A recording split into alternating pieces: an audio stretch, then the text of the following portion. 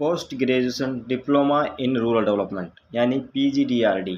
यह एक agriculture based diploma है जिसमें एग्रीकल्चर से लेकर जो सरकार की योजना है उन्हें चलाना, उन्हें लागू करना, उसके बारे में बताया जाता है।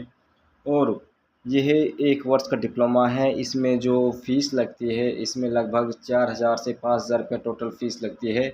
और इसे सिंपल तरीके से करने का एक ही तरीका है, वो है IGNOU, Indira Gandhi national open university से इस कोर्स को किया जा सकता है। इसमें क्या पढ़ाया जाता है? इसमें एग्रीकल्चर एजुकेशन से रिलेटेड जो आंकड़े हैं या क्या डेवलपमेंट हुए एजुकेशन सेक्टर में, उसके बारे में स्कीम सरकार द्वारा चलाई गई, पॉपुलेशन कैसा पॉपुलेशन जो रूरल एरिया से अर्बन एरिया में गई उसके बारे में, वाटर मैनेजमेंट, वाटर सप्लाई, खाद बीज और मिल्क प्रोडक्शन के बारे में पढ़ाया जाता है।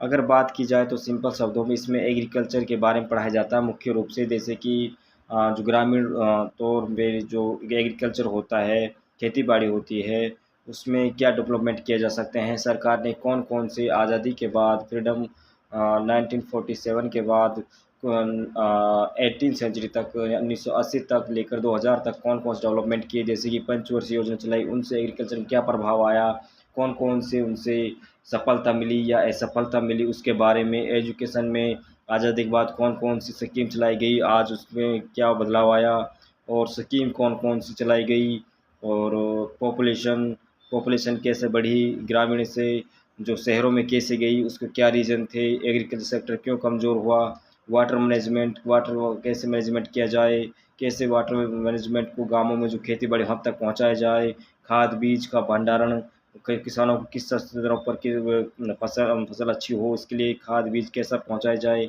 उसके लिए क्या क्या किसानों को बेनिफिट दिया जाए, मिल्क प्रोडक्शन के बारे में, सब चीज़ के बारे में एग्रीकल्चर संबंधित इसमें पढ़ाया जाता है। और अगर बात की जाए तो इसमें जो गवर्नमेंट सेक्टर है उसमें क्या क्या पोस्ट निकलते हैं, जैसे कि एग्रीकल्चर में पोस्ट निकलते हैं, जो एग्रीकल्चर डिपार्टमेंट होता है सबसे ज़्यादा पोस्ट उसमें निकलती है।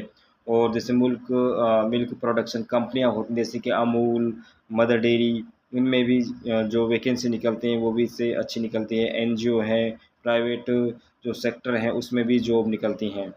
NGO के अलावा प्राइवेट कंपनियां भी होती हैं जो स्टूडेंट को हायर करती हैं, जैसे कि बीज भंडारण जैसी कंपनियां, बहुत से NGO स्टूडेंट को हायर करते हैं। सैलरी क्या मिलती है? शुरुआत में सैलरी 10 से लेकर 15,000 के बीच में मिलेगी, लेकिन जब एक्सपीरियंस हो जाता है तो सरकारी नौकरी में भी संभावना होती है, या प्राइवेट सेक्टर में जाएंगे वहाँ भी 20 से 25,000 रुपये महीने मिल जाते हैं। ये बहुत ही अच्छा डिप्लोमा है, लेकिन इस पे एक्सपीरियंस होना बहुत ज़रूरी है। जब इसे कर लेते हैं तो स्टूडेंट को एक्सपीरियंस लेना बहुत ज़रूरी है। कहीं भी आप सरकार जब पोस्ट निकलते हैं तो वहाँ एक्सपीरियंस मांगते हैं, 2 साल का, 3 साल का, इसलिए एक्सपीरियंस होना बहुत ज़रूरी है।